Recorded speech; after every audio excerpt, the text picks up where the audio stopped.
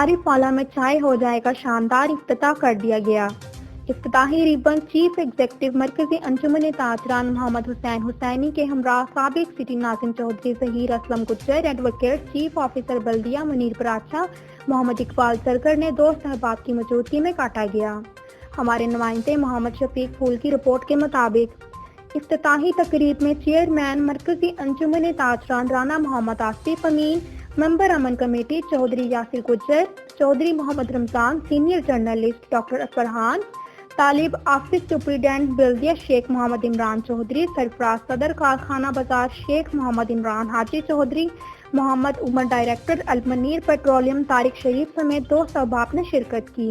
اس موقع پر اونر محمد رمضان نے بتایا کہ چائے کے ساتھ ہر قسم کا پراٹھا، پشاوری قہوہ اور گرین ٹی بھی دستیاب ہے۔